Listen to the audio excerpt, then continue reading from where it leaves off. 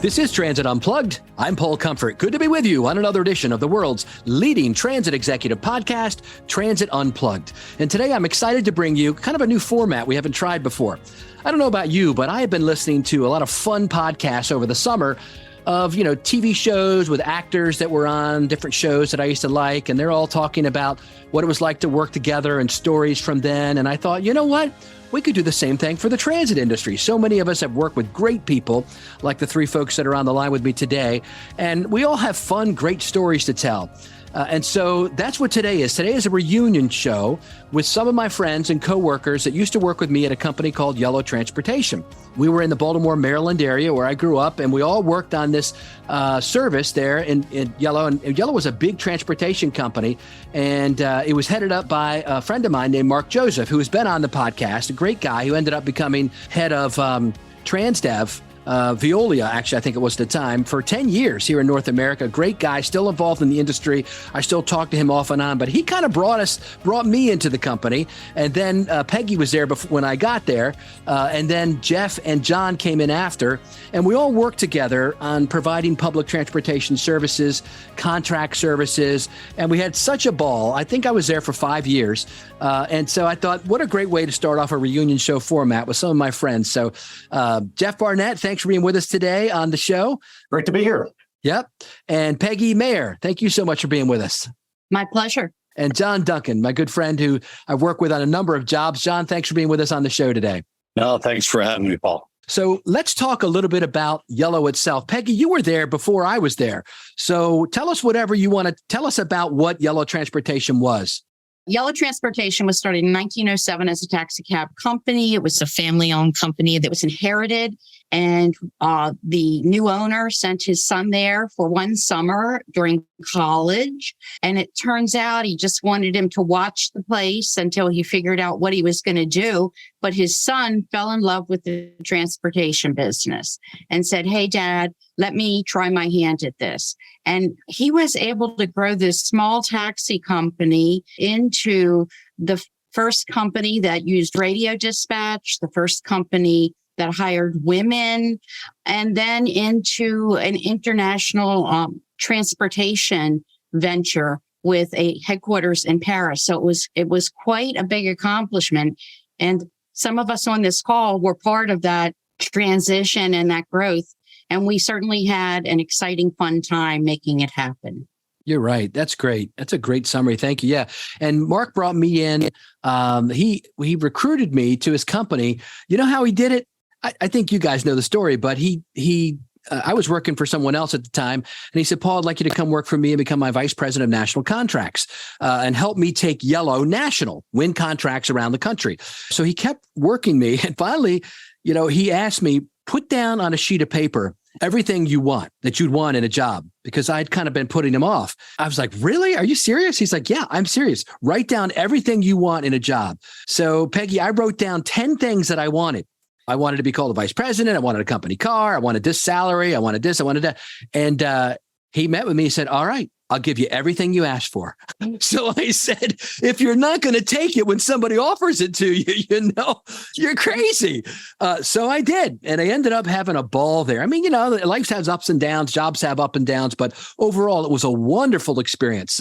John, tell us your story about how you got into the operation. Yeah, I just reflect on that time very fondly, and especially people on this call. But I was just a kid. I had gotten out of the military and I had worked a few years in Texas at a cab company and worked my way up to the ranks there for a couple of years. And growing up in the Baltimore region, Yellow Cab was the cab company. I mean, they were everywhere. It was ubiquitous. And so I said, I'm gonna work for Yellow when I won't get back to Maryland. My wife was stationed in Texas at the time. Unfortunately, the events of 9/11 had stymied the entire transportation industry, including the taxi industry, which had taken a pretty good slowdown in that time. So Yellow Transportation wasn't hiring. And so I was quite disappointed. And I had went through the Penny Saver, which is a local publication at the time that had classifieds and jobs. And I responded to a blind transportation manager ad in the Penny Saver. And that was the ad that Paul had put in the Penny Saver. And I went in and interviewed for the general manager for a national limousine franchise that Yellow Transportation had owned. And so I kind of cut my teeth on the retail transportation side in taxi, and then moved into limousine division there. And then we wound up taking over, contributing to a few other divisions. And that's the story. That's how I met everyone here. When we get down the road in our discussion, I'd like to impart my experience and time with Jeff and Peggy as well. That's great, John. Thanks. Yeah. So kind of how the story went for me then was for a couple years, I did sales and we won a bunch of contracts. We won them out of state, some in the southern part of our state we were in. And finally, Mark brought in a friend of his named Ron, and Ron was my boss. Ron's a great guy. And he called me one day and said, Paul, we need to stop what we're doing, extending into other states. Stop for a minute. We need to consolidate our operations. We'd like you to become general manager of our transit and executive services division out of Savage, Maryland. What a great name. I love working in Savage, man. And so after a couple of years, that's what I did. So I went down to Savage and drove an hour every day to get there to oversee this operation, which started out with a few contracts. I think it had 6 when we started. And when we finished, we had 10. We had won several contracts, but a big part of our operations was some fixed route and paratransit services in Central Maryland. We had contracts through something called the Baltimore-Washington Chamber of Commerce, which was the only chamber of commerce in America at the time that was operating public transit. And they contracted with us. And that's where Jeff Barnett comes in, because Jeff was helping to oversee all that for us then. So Jeff, tell us your story. Well, I wound up joining the team there. I think I called you, Paul, because we'd known each other for years prior to that. I called you for a reference on an employee or something like that. And you and I just were chatting up a little bit. I've been with a family-owned charter bus company in Central Maryland, not a family member. I must have said something that would indicate I'd be willing to leave. I've been there for quite some time. In fact, people used to tease me when I go to meetings and things. They'd called me my last name, the name of the family-owned bus company. And I guess everybody thought I was so ingrained I wouldn't ever leave. And you said, you would really leave there? I said, well, yeah, it's the right circumstances. And you at the time had a need for assistant general manager. And so it didn't take long. Like in about a month's time, I was working for you and overseeing those 10 contracts, or not all 10 of them, but probably 8 of them. Yeah, a big chunk of them. Yeah. Central Maryland all the way down through Washington, D.C. and into Northern Virginia.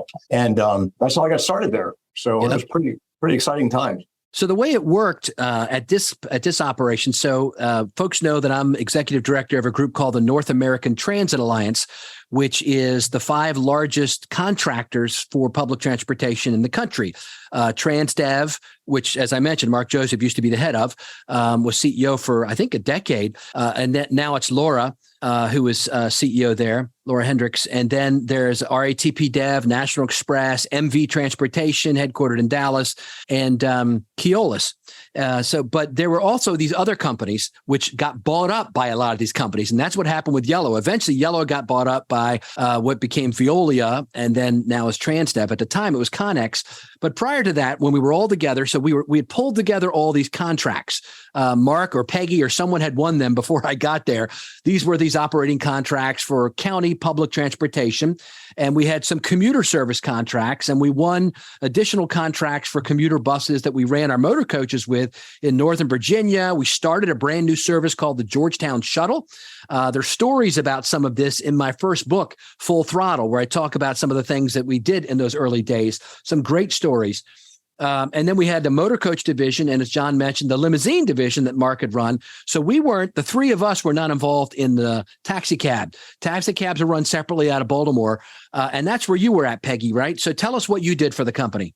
First of all, if I may, Paul, I started in 1992 for the company, was also hired by the president and CEO, and stayed for 28 years. And you don't stay somewhere for 28 years. And I left, I retired when COVID was entering the United States. You don't stay 28 years unless you really feel like you're part of the family. And that's what I feel like. Even now, when we're all 3 in our own different worlds, every time I see one of you guys or somebody else, I feel like I'm talking to someone who I just saw yesterday. So I think one of the big things about the company was that the CEO and president brought that company attitude toward all of the employees and knew everyone's name and something about their family.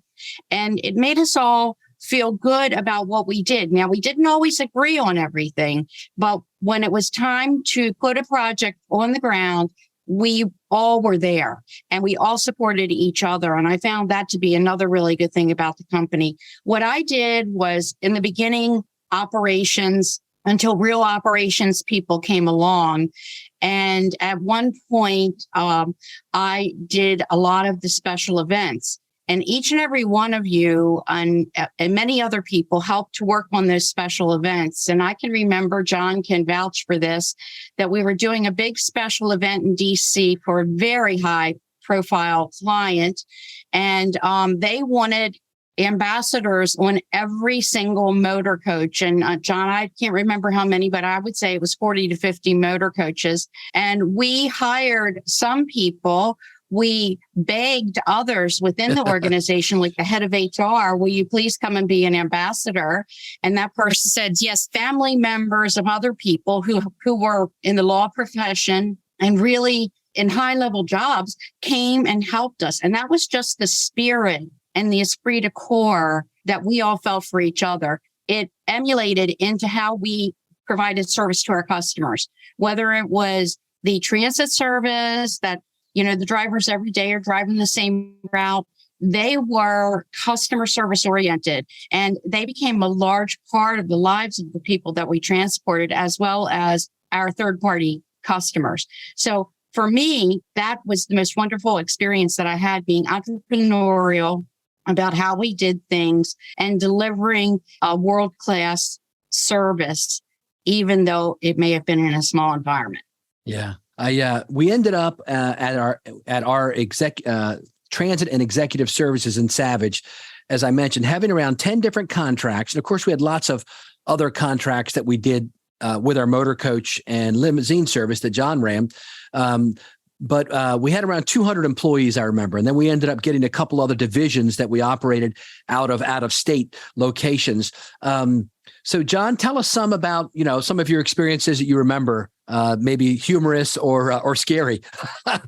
Well, I tell you what, let me start off with some of the impression that was made upon me when I was just a young boy and trying to be a manager in Maryland. Jeff was there. He was hired. I think he'd been there a little while. And there was some challenges that I had understanding P&Ls, profit loss statements, understanding how to, read financials. And I walked in his office one day, and for those of us that know Jeff, he's a very analytical side of some of the people that I know. And he showed me the hard way, here's the Excel spreadsheets, here's where to drill in, here's where to dig up where those expenses come from. And then, not as humorous, maybe a story, but a lot of my learning through my career was grounded at Yellow Transportation, management structures, and how to interact with C-level people and how to engage with senior leadership, which is something that I had not experienced before.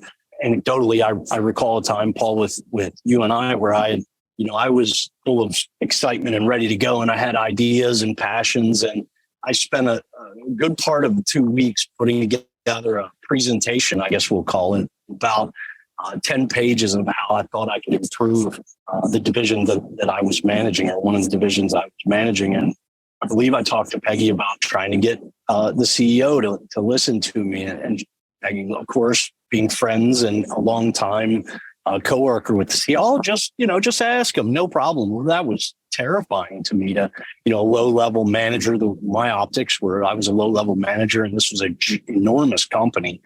And the CEO didn't want any of my time. And I think, Paul, I wound up talking to you and coordinating a meeting with the CEO. And we landed in a restaurant somewhere around Savage.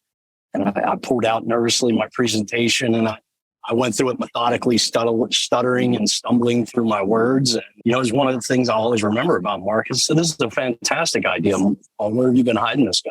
I mean, it really made my transit and the executive relationship and management improvement all that much better. And it was based in the analytics that Jeff had I didn't know at the time, but had shown me and directed me at the time. It had to do with the relationship building, potential and communication, understanding that partially I learned from Peggy, and then from you. I think it was just 6 or 8 months later, and you were, recognized throughout the company. At the time, it was Yellow Transportation, as being a shining light in the organization. Maybe not as funny a story, but one that I tackle and fondle. Yeah, absolutely. I think we all learned, Jeff, didn't we? I mean, I don't want to say we cut our teeth at this company. That's not the right analogy, but we all learned a lot. I know that I learned. There was another guy named Jeff who was my boss, who I had to do those P&L statements for every month. And he would send me these really hard questions. But when I left, I sent him an email and said, I went into county management from there. But I sent him an email and said, Jeff, I want to thank you so much for making me, put my nose into those Excel spreadsheets and figure out, what was causing these expenses and et cetera, and really breaking apart an organization financially and understanding it and making sure I understood the building blocks. It really was the foundation for any success I had later in life, as CEO of the MTA and other places, was really understanding, and I learned it there. How about you, Jeff? Yeah, well, thanks for the comments, John, because I didn't realize I had such a impact on your career. I feel good about that. Thank you. I remember the P&Ls when they didn't go well. Jeff, that Paul's talking about, had to have nasty notes on the payroll sheets. And I remember our union contract had the drivers got double time and they drove on the 7th day. And so I'd be driving to somewhere to go shopping or something. I'd see the same driver. He was the go-to guy. And I knew he was driving the 7th day. I'm going, oh, no, I know the nasty brand is going to come next week from that other Jeff. But, I'm thinking about what Peggy said about the VIP moves. We had a lot of VIP customers and big dollar people from the Potomac area and outside the Beltway. And those were always the trips that the air conditioner would break down or you'd get a flat tire. And it was almost like it was booby trapped. It's like doom, dark, another VIP move where something bad's going to happen. Speaking of that, I think we all talked about this earlier today by email. We had a very big VIP move with multiple buses, and it was such a high priority move that there was actually news helicopters following the convoy of buses going, and somebody that was part of the group in a private car cut off one of our buses, and the buses were being escorted by police cars. So as the bus swerved to avoid the person in the big SUV, they pinned a police car up against the Jersey wall, and sparks were flying off of it, and the mirrors getting torn off, and it made the national news. I'll never forget that. Yeah. And fortunately, nobody was hurt. Oh, no amount of preparation prevents that too, because I remember that. If I'm not mistaken, we had dozens of people, like eyes on the project, double checking every step of the way. No matter what you do, how prepared you go, these wild things can happen from time to time. Oh, yeah. That was shortly after I started working for you too, Paul. It was just like, oh no, I can't believe this just happened. Yeah. And someone higher than me in the company had said to me, Paul, this is such a high profile move. We should figure out how to get some press out of it. We certainly got press because CNN and ESPN ran from their helicopters pictures of our motor coaches with the name of our company on top of them at the bottom of every hour that whole day. So over and over. I said to that person, I know it's not the kind of press you wanted, but we did get press. We got them on time to where they needed to be. That's right. We did. Got them on time, got them safely there. But it just goes to show what John said. And it's the same thing, I think, anywhere today in public transportation, right, Peggy? That as much as you plan, there's always like a free radical situation that can occur. Yes. And that customer remained our customer until we were no longer in that business and they went to another provider. So, they stayed our customer beyond that. But I have a very funny story about when we were having, I don't want to call it growing pains, but when we were learning to grow from a small company into a larger company, we did a lot of sports events and we were doing a particularly large and high profile golf tournament out of state. And when we went to meet with the golf entity, they asked us if we had a mobile command unit. And it was myself and the CEO. And he looked at me and I looked at him And then I looked at the customer and I said, yes, we do. And the customer said, great. And we walked out the door. And as soon as we got out the door, the CEO looked at me and said, do we have a mobile command unit? And I said, no, but we will. If we win the contract, we will have one. So we won the contract. We did, I think, a very good job with the tournament. And we were invited to go back and have a conference about something else with a totally different sports agency. And we were in the meeting and we're talking about all the things we can do. And the CEO was with me and he looked at them and said, and by the way, we have a mobile command unit. That's one of the funniest stories that I remember. Yeah. And it was as I talked before about the spirit and the esprit de corps and making things work for our customers. I think that for me was one of the best parts of the job other than the people I worked with. I want to tell a quick story. I learned a lot. We all, I think part of wisdom, right, is learning from mistakes that you've made. And so I've become wise through a lot of mistakes I've made. I learned from Ron was we were talking about, I was still young. We were all young back then in the days. And I remember him telling me, because Ron was a seasoned executive, and he said to me, and it's a lesson I've always remembered, Paul, do you know what executives are paid for? And, I could have said 100 things and I knew I wouldn't hit the needle in the haystack. So I said, no, Ron, what are executives paid for? He said, they're paid for their judgment. And I wrote a chapter in my book called that. So basically, when you're an executive, all the easy decisions have been made before they get to you. If you're in the C-suite of a transit agency or a company, the supervisors and the mid-level managers have made all the easy, obvious decisions that need to be made. It's the ones that there's no template for, the ones that there's no prearranged agreements for that require judgment. That's the ones that end up on your desk. And that was one of the great lessons I took out of that was that, if you aspire to executive leadership, you just have to know that a lot of your life and a lot of what you're going to be doing day to day is making decisions there's no definite right or wrong answer to, or somebody else would have already figured it out. You've got to apply your judgment to it and make a judgment decision and be willing to put your name behind it and sign off on the dotted line and put your career on the line over and over and over again. Every time you sign that document or say, yes, do that, you've got 3 minutes to make a decision. You have the information you have. You don't have perfect information. John, you still have to make those decisions, right? Still have to make them. As a matter of fact, as you mentioned that, I think about, Peggy had brought up a few special events that she had sold, landed, booked, and managed. And as you were saying that, I'm thinking, man, there were dozens, if not hundreds of special events that high profile, low profile, everything, that so many decisions were made the day of service, the day of the event. And they were also very critical. So it very much comports with my experience, at least early in my career, that that's what an executive is. And that's the challenging part of the job. And a lot of times that's the part of the job that only comes with experience. And it's like, it's the whole credit conundrum. You can't get credit without credit. Yep. Tell us what you're doing now, John, in your career. Sure. So I'm the executive vice president of business development and client services for an adaptive TNC for user. We are, comparable in some ways to Uber and Lyft. We're TNC, a transportation network company that is solely dedicated to paratransit services and adaptive mobility services for transit agencies and partners, many of which and interact with. Jeff, what else you got to say? And then tell us what you're doing now. It kind of made me think about those decisions that we have to make, and they're not always the right one. And our public transit operations are all over the place, very visible in the community. I've always tried to attach myself very quickly to the local chamber of commerce. So we get the word out there. And we did that shortly after I joined working for you, Paul. I got attached with the local chamber of commerce to put out, when they think transportation, they're only thinking roads. We want them to be thinking about the local public transit system, which we were contracted to operate.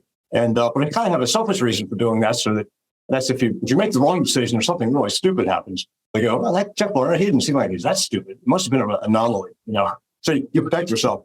And I'm doing that here where I work now in the Charles County government in Southern Maryland. I'm the chief of public transportation. I have it good here because we contract the service out, just like I was doing when I worked for you, Paul. We were the operators, the contractors. So I don't have to worry about flat tires and drivers coming in late. And I'm responsible for correcting all that, making those frontline decisions. I quickly attached myself to the Chamber of Commerce here, and I'm serve on the Transportation Economic Development Committee. Some of the same reasons, but also to let these people, business owners and business operators, be thinking about how important the local public transit system is in our community. So it's coming up on 15 years here. And fulfilling career. How about you, Peggy? As I said, I retired in 2020 during COVID. And for a while, I was like everybody else, not doing very much. But I was fortunate to be asked to work for a small meeting planning company. And in fact, working for that meeting planning company, I saw you, Paul, at a transportation event, and I saw John at a transportation event, and I'm currently working with Jeff on a transportation event this fall. It's just been wonderful. We do other conferences too, but for me, my heart will always be filled with diesel fuel, pumping diesel fuel through my veins. And so it's so fun to see people. And like I said, it's like I just saw them yesterday. So that's what I'm doing, filling my time with part-time fun. What are you going to say, John? I was going to say, as Peggy was talking, she had made a comment somewhere along the lines of, not doing much. And it made me immediately think of the impact of all the people I've worked with coming up in the industry, I think 25 years now or something like that, industry.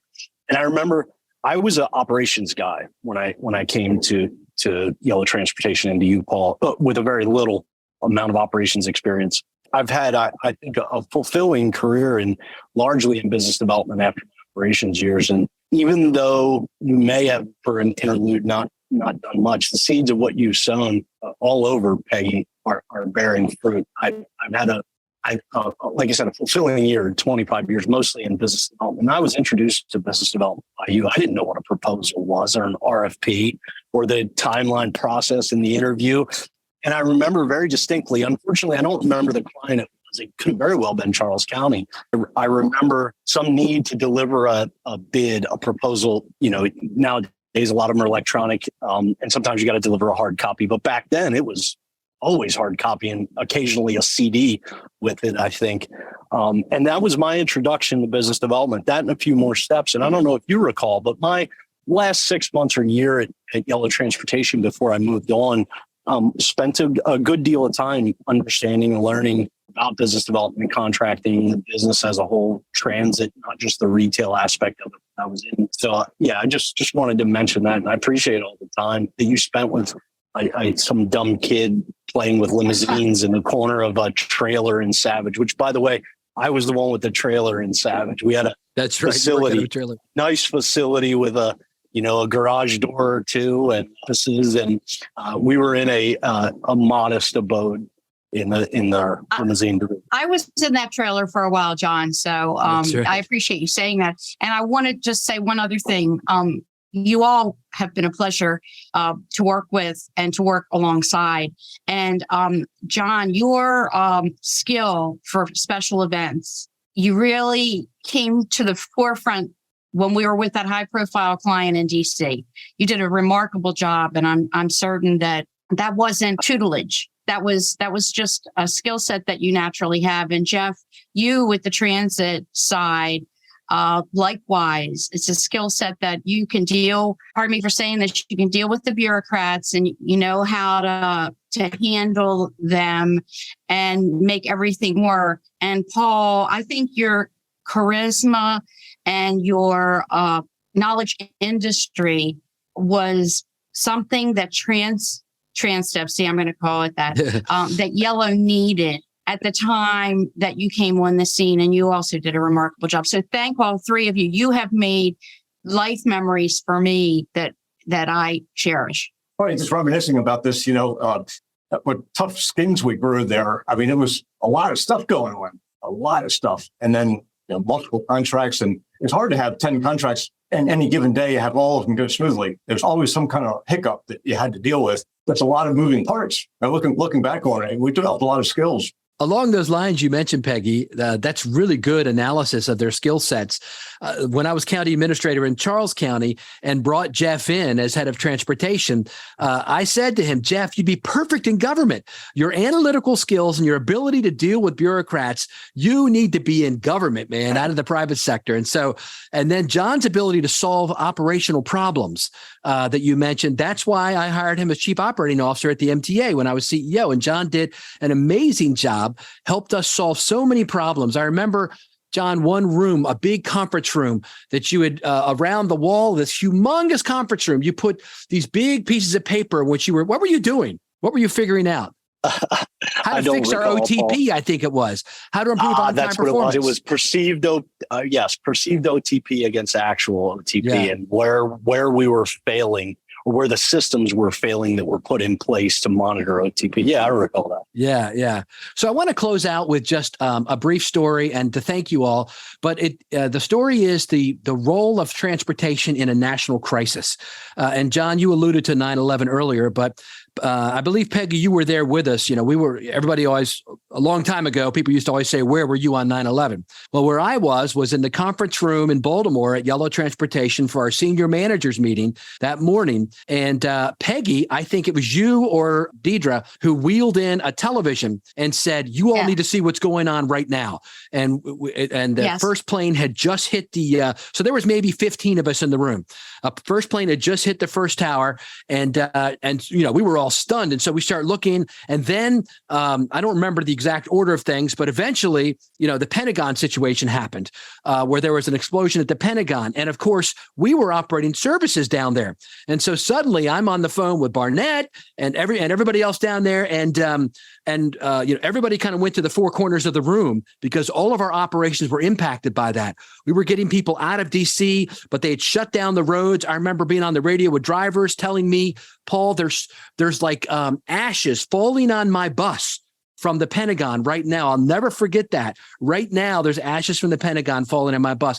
And we basically helped evacuate the city of Washington, D.C. that day.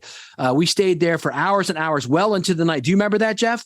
Oh my gosh, yeah. I had my briefcase packed up. I was headed down to Georgetown, so we just started a major contract up down there. And you said, well, from what I'm hearing, you probably better delay that a little while. So I didn't know, would have driven right past the Pentagon. But it just goes to show the importance of public transportation in a crisis.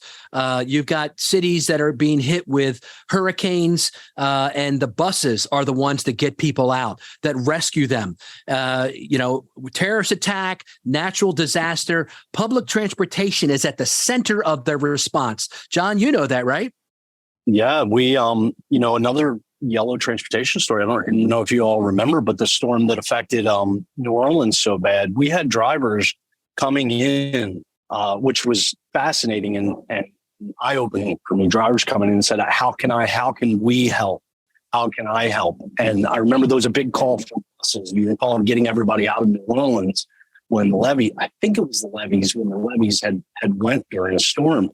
And Mark and Yellow Transportation really stood up and said, we don't care if we get paid or not. We'd like to, but we're going to send our entire fleet down there to make sure that we evacuate as many people as possible. And just the sense of community, a national sense of community you got out of that, all kind of centered around transit, for me was very impactful. Peggy, why don't you close us out? Some final thoughts. I just want to reiterate that when I was hired by the CEO, I was out of a job. I was on unemployment. The company that I had worked for went out of business, and I thought nothing good could happen. However, I received phone calls from Beth Casper, who was the person at that time, and I never answered them. I was sort of depressed. And then I received a phone call from the CEO, and I thought, well, I better answer this because I met him before, and he seems pretty interesting and powerful to me. So I answered, and it was that ever happened to me, because a lot at Yellow as well, from each and every one of you and from all the people and the customers that we served. I think that I know transit is important and transit is the end game, but there was a lot more going on within the organization that moved each one of us forward and that helped us to do our jobs or our unjobs I think that's a lot to be said for a small company when we all started out that became part of an international organization that you mentioned today, Paul. And I understand that they've just purchased another transportation company. So they're even larger now. The largest in the world now. And each one of us had a small role or a big role in that and in helping people, as you said, Paul, because transit is not just moving people from one place to another, but it's being there and being on the ready at all times. But Paul, I want to thank you for inviting us and getting us all together. It was a great experience to see everybody. Yeah, and the story goes on, right? We continue to move in all of our different positions, taking what we learned from our time together, those 5 years when I was there with you, and you guys actually stayed longer than I did. And Peggy, of course, was there almost 30 years. But we continue to take the lessons we learned from working together, how we all interacted, kind of like, they say in battle, you're foxhole buddies. And, Jeff, you've been to my house for my 50th birthday party, and we all became real friends out of that. And I think that's one of the lessons I take out of it too, is that our work partnerships can become real friendships that last a lifetime. And, I've got a chapter in my book called I Met a Guy. And it's about how every good job I got in my life, including the woman Mark gave me this job, was because I met a guy. I met a guy somewhere. We got into a good conversation. And the next thing you know, they were like, hey, I could use you here, or maybe you should try that. And so it's the relationships that we take out of these work experiences where we're bonded together, kind of on the battlefield together. And we serve the people that we serve at the time. And then we take those on. And I think to me, relationship, I'm a people person. So relationships are what matters the most in the end. And I think that is, I continue to do that today. That's why I brought you all here today. The relationships I made with you still mean a lot to me. And I appreciate your friendship and appreciate your willingness to share some stories about our time together. Thanks for being with us. Thank you. Take care. Thank you, Paul. Hi, this is Mike Bismeyer, Transit and Kindness Advocate, and this is Mike's Minute, where we talk about leadership, mentorship, and kindness with the hopes it'll inspire you to pay it forward. Yellow transportation. It is evident from Paul's excited recap and reunion show, the effect that was left on him by working with many of these folks, and the power that mentorship and collaboration had on the early working days in transit. Mentorship comes in many forms, and many times the best mentors don't often know they are mentors. We simply gravitate toward them, understand and appreciate their knowledge, the ability to problem solve, share and inspire ideas, as well as remain calm while articulating their message. Great leaders are everywhere and take many shapes. Our everyday life and work life are an eclectic mix of leaders and mentors that shape who we are. Paul's recollection of joining the team, creating a wish list of what the job would look like, and the jumping in was refreshing. You could hear the excitement throughout the show as everyone shared their stories, reiterating the power of people that have had an impact on us in our careers, help build our personal toolkits, and at many times do not even know they have inspired us. It reminds me to take a quick pause and think of the many great folks that have impacted my life and my career path. I speak regularly about mentorship, but would never be able to name all those that have had an impact. However, I myself am part of the CUDA mentorship program in an effort to try and give back and hopefully impact someone else. I will end by this. My first years in public transit were much like Paul's, memorable. I was new to the industry in 2008 and had several folks at my first company that took the time to mentor me, share and answer every question I had. And I keep in touch with many of those folks today. One mentor in particular has become a lifelong friend. My kindness challenge for you this week is take a few moments to look back and send a note off to someone who impacted your career early on. Thank them for their leadership and mentorship and making a difference. They probably don't have any idea of the impact they had on your development, but I can guarantee they will be grateful to hear. Kindness is cool. Thanks for listening. Thank you for listening to this week's episode of Transit Unplugged and our special Yellow Transportation Reunion show with our special guests, John Duncan, Jeff Barnett, and Peggy Maher. Now, coming up next week on the show, we continue the Yellow Transportation Reunion with Mark Joseph. Mark and Paul talk about the beginnings of Yellow Transportation and how it became part of what is now Transdev, the world's largest contract transportation provider. If you have a question, comment, or would like to be a guest on the show, email us at info@transitunplugged.com. And while you're listening, please take a moment to leave a rating and review of the show wherever you listen to podcasts. These ratings and reviews help other people find Transit Unplugged and become part of our transit community. Transit Unplugged is brought to you by Modaxo. At Modaxo, we are passionate about moving the world's people. And at Transit Unplugged, we're passionate about telling those stories. So until next week, ride safe and ride happy.